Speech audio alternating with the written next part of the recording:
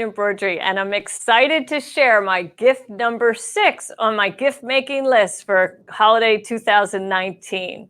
And a happy Halloween to everyone. Do you like our set? Oh my goodness. Kayla Gilchrist, our producer behind the scenes, she came in and spread all this magic in here. Super fun.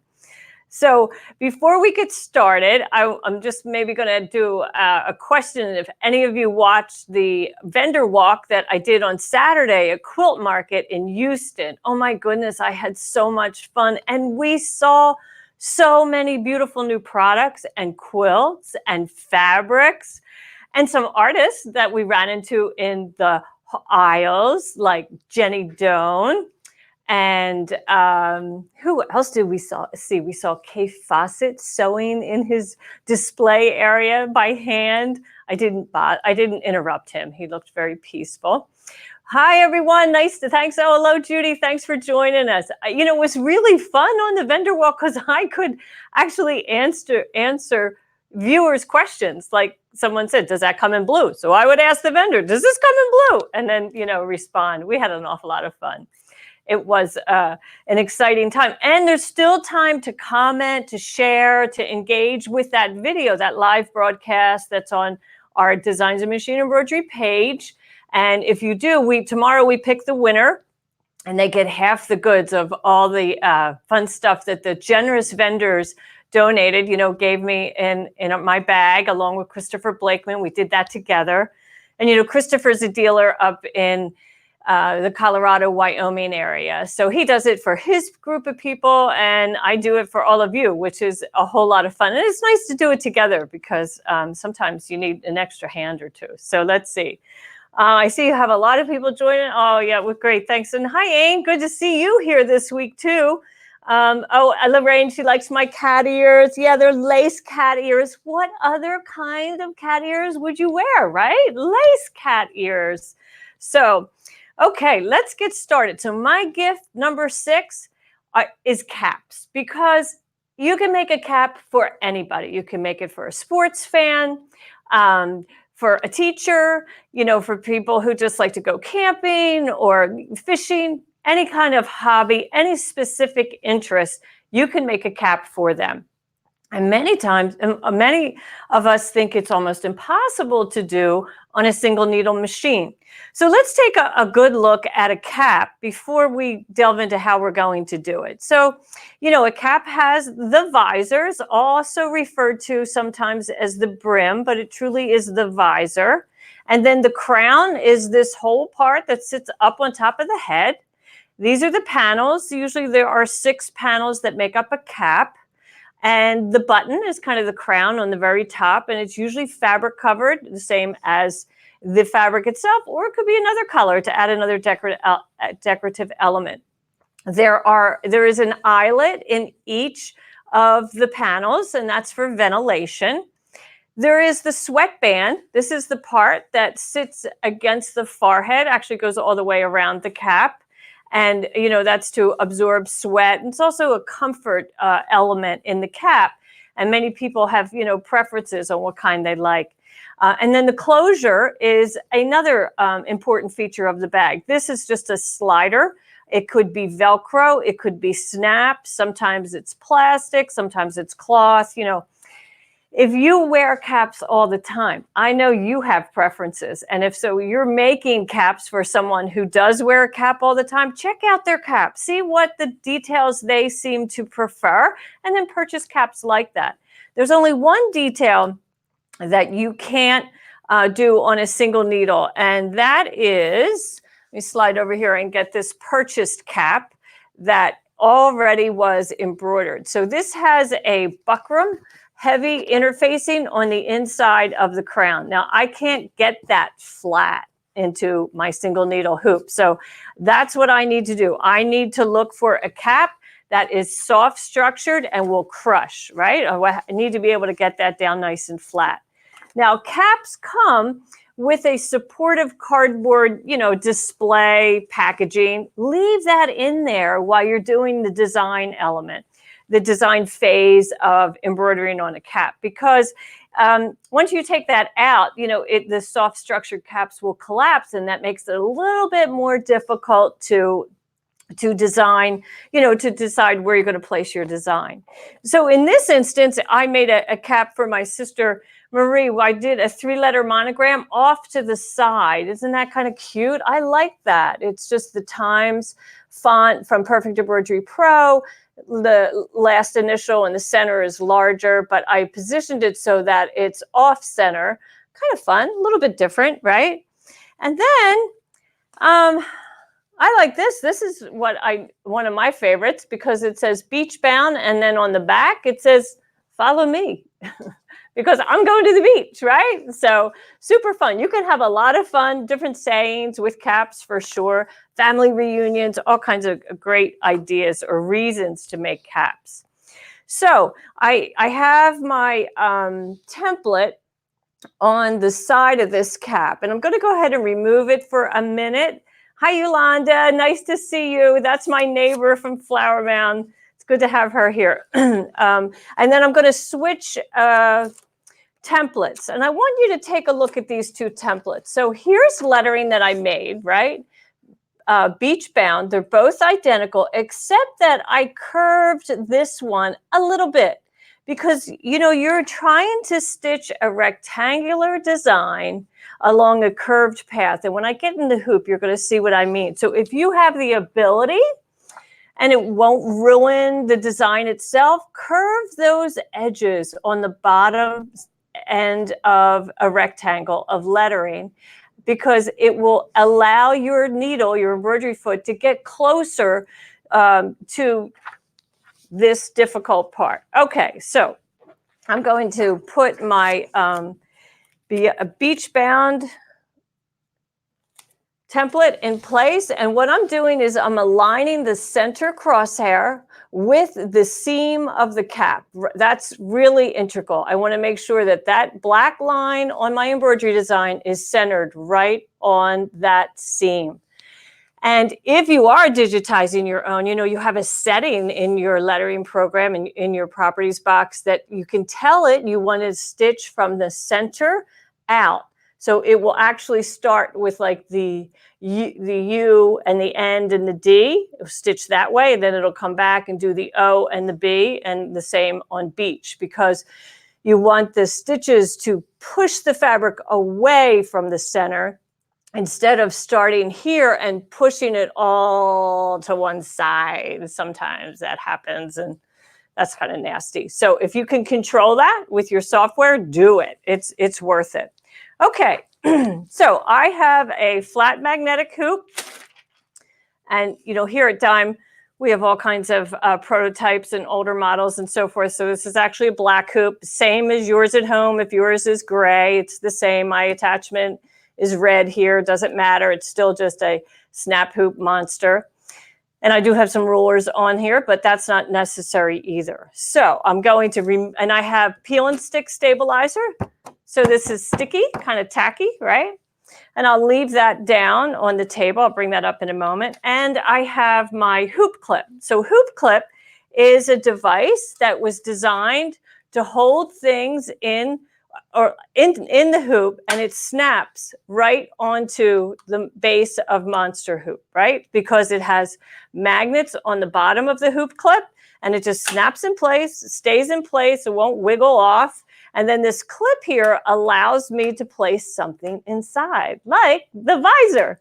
So I'm going to open up my cap and pull out that cardboard that's in there. My template's in place, and I'm going to pull that crown kind of inside out. And what I want to focus on is that sweatband, and I want to pull that sweatband as flat as I can. So I'm actually lifting it all the way out. And if you can see here, I have it flipped open. Now, when I go to flatten the visor, some of this is going to pop up. It's okay. It's not great. It does limit your sewing field, but that's okay. And I kind of work the visor to flatten that visor, the peak of the brim.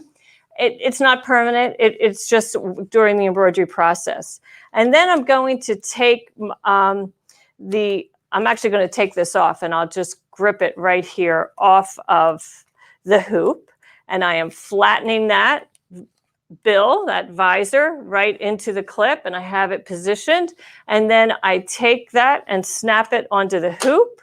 And now the key is to flatten that area down so that I can,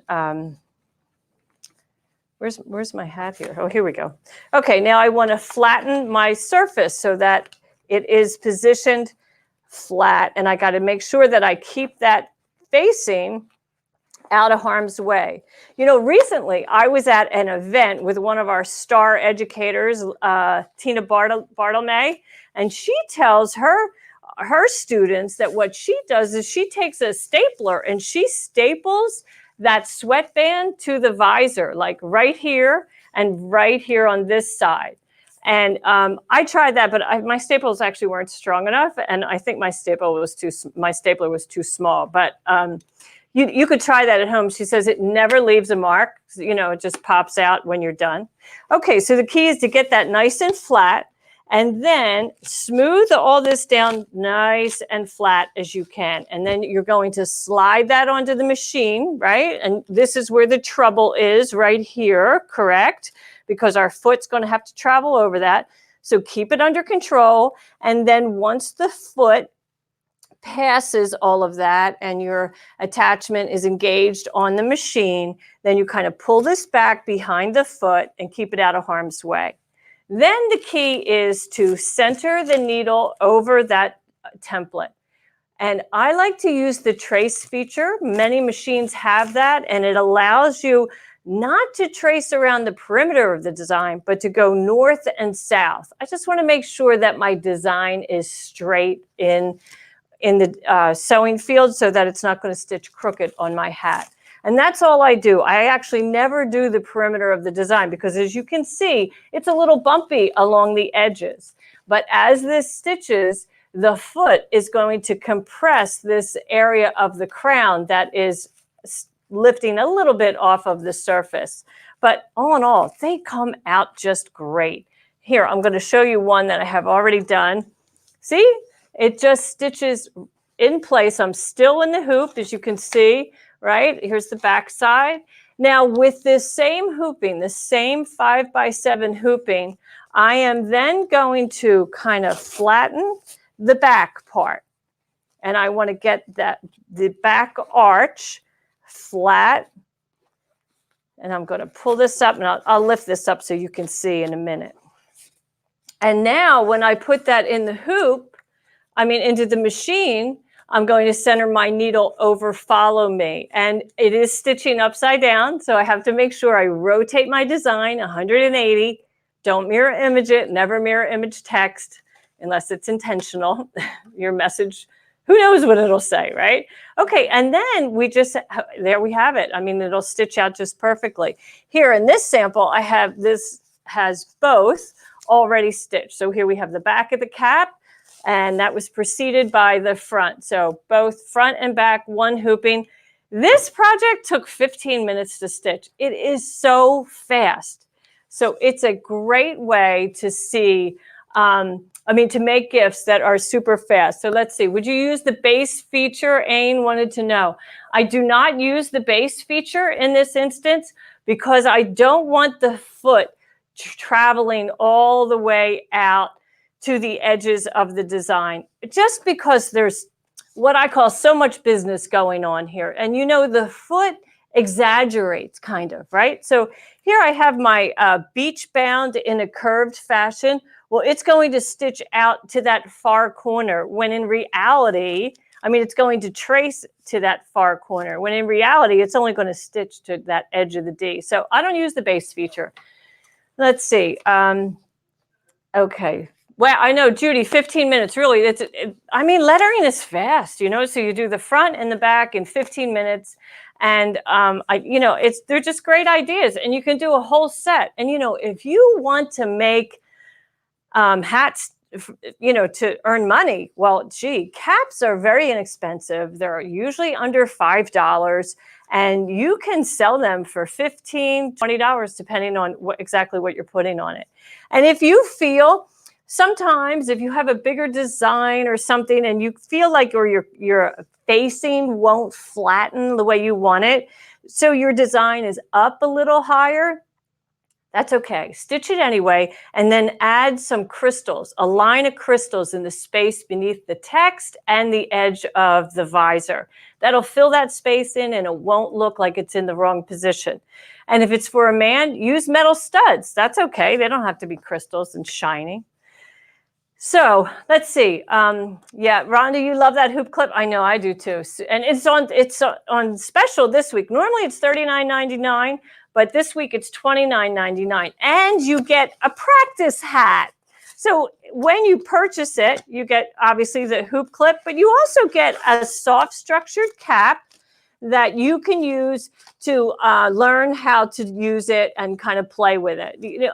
I mean, you could, if it's successful, you could give it away. You could wear it yourself, but it's really intended for you to learn the technique and and get professional at it. So what else can you use the hoop clip for? Well, I like to use, monogram slippers are another favorite thing to give at any time of year or even to wear, but they can be a little unwieldy. So here I have the hoop clip holding the sole so that when I stitch, I don't have to worry about that sole kind of getting caught on the pantograph or something like that. So really very nice. Boots, any kind of zippered boot that, you can open up and now you have that unwieldy, foot, right? So you can control and keep the part of the boot, the shaft, on sticky stabilizer, but secure one end of that with the hoop clip, and that would be very good.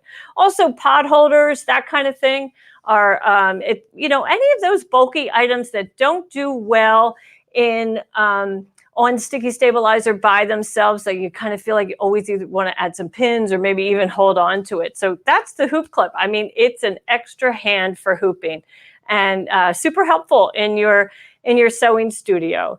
So let's see.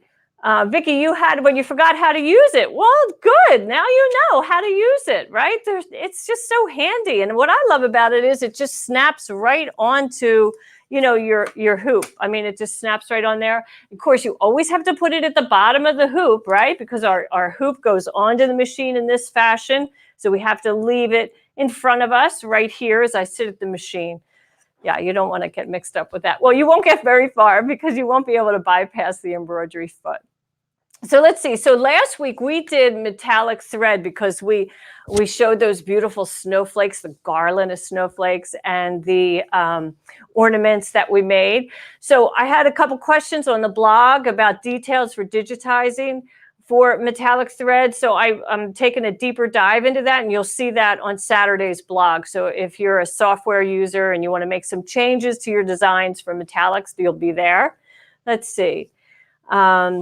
Okay, what machines will this work on? Well, Pat, this hoop clip works, it's magnetic, so it only works with a metal hoop. And currently, Designs and Machine Embroidery, my company, is the only one who makes this snap hoop monster, although Viking does make a flat metal hoop, so this would work with them also. And let's see. Oh, Carol, she says, what hoops does it fit? It would fit any metal hoop. So I'm showing it in a 5x7, but you most certainly could use it in one of our jumbo hoops, which I would encourage you to do when you're doing boots. Even if you're monogramming the top of a boot, that up by the upper edge of the calf, but you want a long base for that whole boot to sit in. So use a larger hoop, and this will snap onto the bottom edge of any one of our hoops. So yeah, we're super excited about that. So I think we're going to have lots of caps under my tree this year, right? And Marie, she loves my cat ears. Yeah, and my lace maker software. How easy is that? 2 pointy designs. Does it work with a 10 needle? Well, sure, you don't need it in a 10 needle because In a 10 needle, you have a hat hoop, so I would suggest you use that for sure. That's the best way to embroider a cap, is with a commercial hat hoop. And it does work on our monster hoops, but you really have to be careful, because it would go up on top. You have that needle bar, all 10 needles right here. I would use a little caution. I don't know that it would be necessary on that. You most certainly could try it though. And let's see, do we sell the sticky stabilizer? We do. We call it peel and stick, and we do sell that. You can also get that at your local dealer under the Exquisite line. And what else? What are the questions? Oh, Carol. Yes, Carol, you got your last issue of Designs in Machine Embroidery today. I wasn't really going to announce that because it's on, it'll be on our website tomorrow, but this is the November-December issue 2019 of Designs in Machine Embroidery, and it is our last issue of Designs in Machine Embroidery. We have decided as a company to cease publishing. Print and publishing is it's struggling in the industry, in the publishing world. Newsstands are closing. If you've been to your local Joann's, you can't even find magazines anymore. And it's really going to make us a stronger company. We want to meet our reader, our passionate embroidery enthusiast, where she is, and that's in dealer events, and that's here online. So I'll still be on the blog for sure. I'm going to be here every Thursday. We're not going anywhere, believe me. So as much as, it's hard to say goodbye, this is 20 years. I mean, we started this so long ago.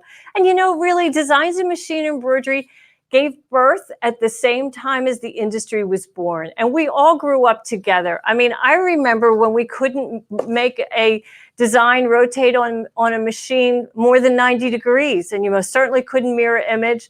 And so through 20 years, imagine the technology changes and the techniques that we have had, that we have discovered, and the methods that we've shared, and the wonderful advertisers that have supported us through the years, the readers who have subscribed, the writers who have contributed thousands of stitches, thousands and thousands of stitches into our pages. And it's been a blast. We've had a fabulous time leading this industry in inspiration, and we're going to continue to do so. We're just going to do it online for sure. So let's see. You saved all of your issues, Marcia. Me too. I have them all too.